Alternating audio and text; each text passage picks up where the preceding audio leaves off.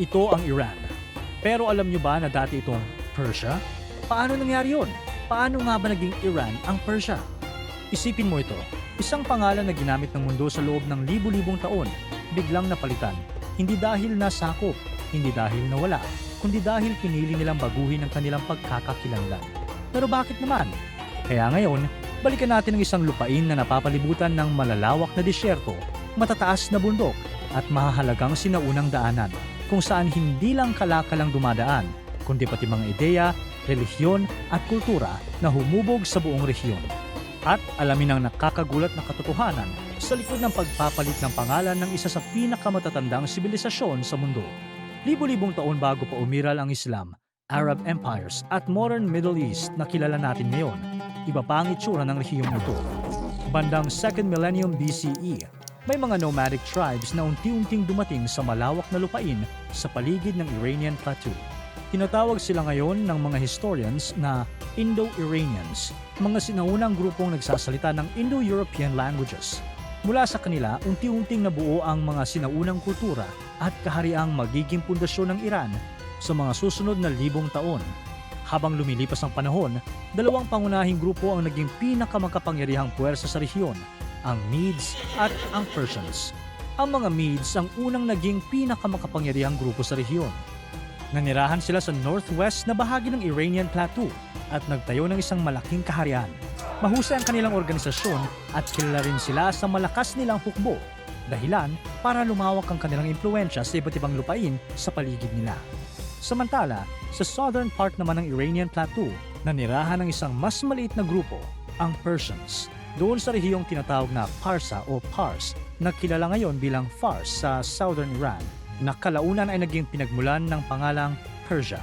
Sa simula, pangalan ng ito ng mismong rehiyon kung saan nakatira ang mga Persian, hindi ng buong lupain. Walang may ideya noon na ang maliit na grupong iyon ang magiging pundasyon ng isa sa pinakamalalaking empire sa kasaysayan, at ang pangalang Persia, balang araw ay makikilala sa buong mundo. Pero mula sa maliit na grupong iyon, may isang lalaki na lilitaw, at siya ang tuluyang magbabago sa takbo ng kasaysayan. Sa gitna ng mga bundok at malalawak na kapatagan ng Iranian Plateau, may isang lalaking isinilang na hindi kontento sa watak-watak ng mga tribo at magkakahiwalay na kaharian. Siya si Kurosh, o mas kilala sa kasaysayan bilang si Cyrus the Great. Noong panahong iyon, mas makapangyarihan pa rin ang mga Medes kaysa sa mga Persian. Talagang sila na ang naging dominanteng puwersa sa rehiyon sa loob ng maraming taon. Pero habang tumatagal, unti-unting lumalakas ang impluensya ni Cyrus sa mga Persian tribes at kalaunan nag-alsa siya laban sa pamumuno ng Medes hanggang sa nauwi na ito sa digmaan. At noong bandang 500s BCE, natalo ni Cyrus ang Medes at napasailalim sa kanya ang kanilang kaharian. Sa unang pagkakataon, nagkaisa sa ilalim ng iisang lider ang mga Persian at Medes.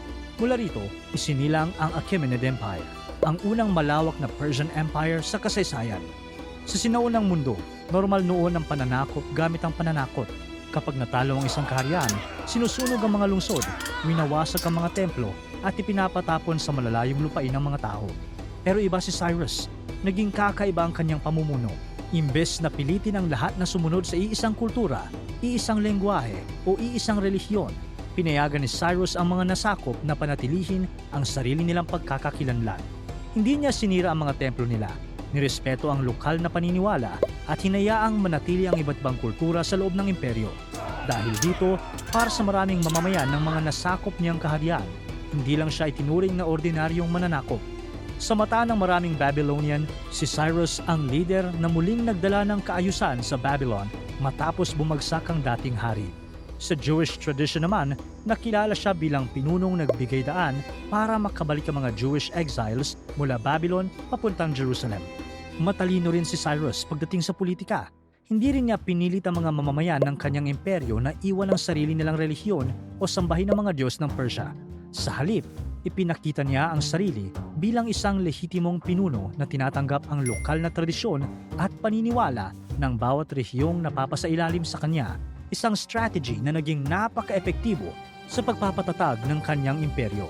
Matapos ang pamumuno ni Cyrus, ipinagpatuloy ng mga sumunod na hari, lalo na ni Darius I, ang mabilis na pagpapalawak ng Persian Empire. Sa loob lang ng halos isang siglo, sobrang lawak na ng Persian Empire. Umabot ito mula sa Indus River hanggang sa Aegean Sea at mula Central Asia hanggang Egypt. Maging ang ilan sa pinakamakapangyarihang kaharian noon tulad ng Babylon ay naging bahagi na rin ng imperyo ng Persia. Pero hindi lang laki ng teritoryo ang dahilan kung bakit naging espesyal ang imperyong ito. Gumawa rin sila ng napakalawak na road system para mapagdugtong ang malalayong probinsya ng imperyo. Nagkaroon din sila ng mabilis na courier network kung saan nagpapasa-pasa ng mensahe ang mga horseback riders sa iba't ibang himpilan. Dahilan para mas mabilis makarating ang impormasyon kumpara sa karamihan ng ibang imperyo noong sinaunang panahon.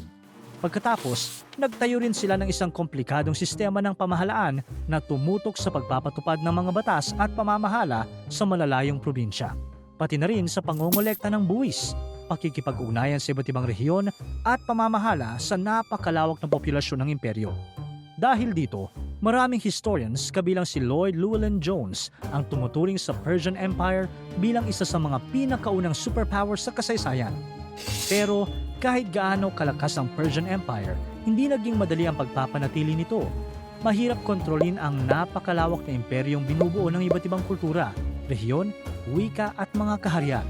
At sa kasaysayan, minsan sapat na ang isang digmaan, rebelyon o mahinang pamumuno para unti-unting magsimulang bumagsak ang kahit pinakamakapangyarihang imperyo. Hindi nagtagal, dumating na ang pinakamalaking banta na haharapin ng Persian Empire. Mula sa western side ng imperyo, may isang batang hari na mabilis na nagpapalawak ng kanyang kapangyarihan. Bata pa siya, pero sunod-sunod na ang kanyang tagumpay sa digmaan. Siya si Alexander the Great. At hindi lang simpleng pananakop ang nasa isip niya, gusto niyang talunin ang pinakamakapangyarihang imperyo ng kanyang panahon, ang Persia. Noong 334 BCE, tumawid sa Hellespont ang isang maliit pero disiplinadong hukbo mula Macedonia papuntang Asia. Pinamumunuan ito ni Alexander na nasa kanyang 20s pa lang noon. Noong panahong iyon, bata pa si Alexander at nagsisimula pa lang makilala sa labas ng Macedonia. Pero napakalaki na ng kanyang ambisyon.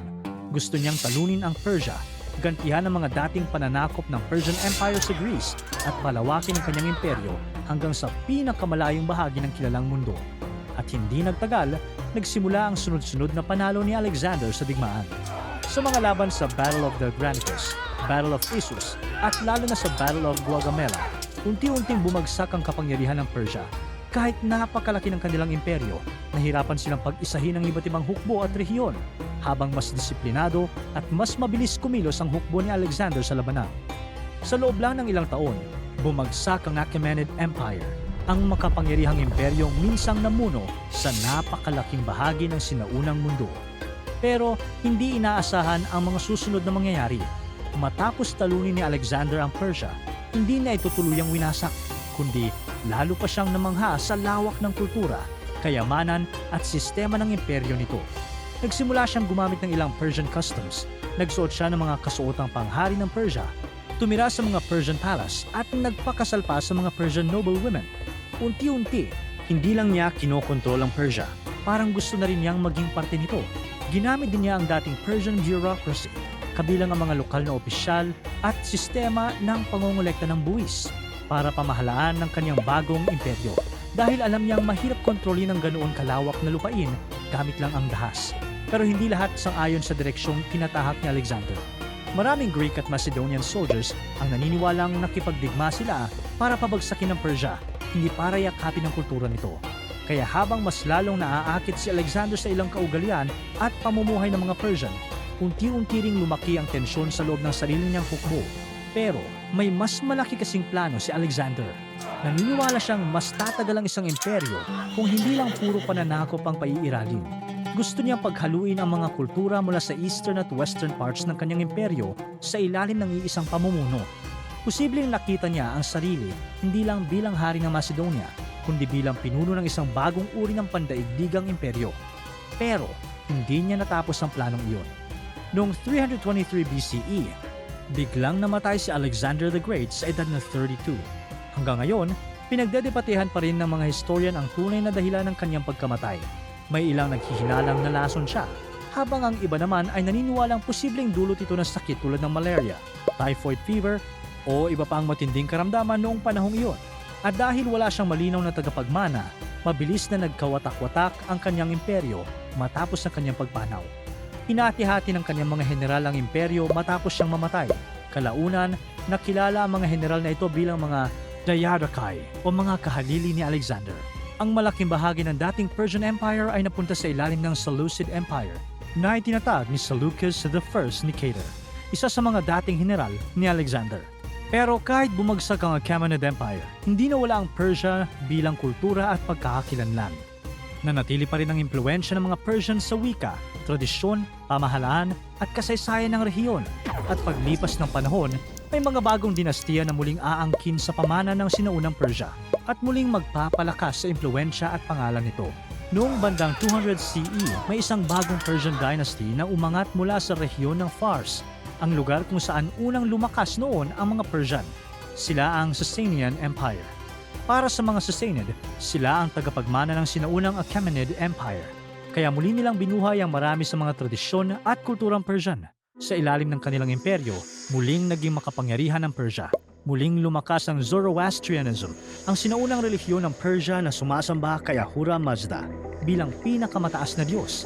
Nagtayo muli sila ng mga templo, lumakas ang kalakalan at naging mahalagang sentro ulit ng kultura at kapangyarihan ang Persia sa Middle East. Sa panahon din ng mga Sassanid, mas naging malakas ang paggamit ng pangalang Iran o Iran-Shar para tukuyin ang kanilang imperyo. Ang mga pangalang ito ay mula sa sinaulang salitang Aryanam na nangangahulugang Land of the Aryans o lupain ng mga Iranian.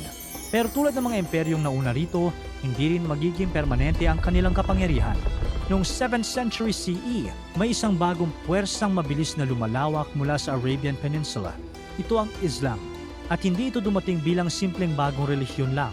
Kasabay nito ang mabilis na paglawak ng mga hukrong Arab-Muslim na unti-unting sumakop sa malalaking bahagi ng Middle East, kabilang ang Persia. Sa loob lang ng ilang dekada, bumagsak ang Sasanian Empire matapos matalo sa sunod-sunod na mga digmaan laban sa mga Muslim-Arab forces. Kasabay nito, naging pangunahing wika ang Arabic sa pamahalaan, relihiyon at pag-aaral, habang unti-unti namang nahaluan ng maraming salitang Arabic ang Persian language. Pero kahit nagbago ang relihiyon at pamahalaan, hindi nawala ang pagkakakilanlang Persian. Nanatili ito sa kanilang wika, sining, panitikan at tradisyon habang unti-unti nilang inaangkop ang mga bagong impluwensya sa kanilang kultura. Sa mga sumunod na siglo, paulit-ulit na napunta sa iba't ibang kapangyarihan ng dating Persia. Dumating ang mga Turkic dynasties, ang pananakop ng mga Mongol ni Genghis Khan at iba pang mga kahariang nag-agawan sa rehiyon. Kapalit ng madalas na pagbabago ng namumuno, halos wala na ring tigil ang mga digmaan sa rehiyon. Pero kahit paulit-ulit itong nasasakop, may isang bagay na unti-unting mas lalong tumitibay, ang pagkakakilanlang Persian. Muslim na ang karamihan sa kanila, pero habang lumilipas ang panahon, mas lalong naging malinaw na iba pa rin ang kanilang kultura, wika at tradisyon kumpara sa karamihan ng Arab world. At lalo itong tumibay ng umangatang Safavid Dynasty noong 1500s. Hindi lang simpleng pagpapalawak ng teritoryo ang gusto ng mga Safavid.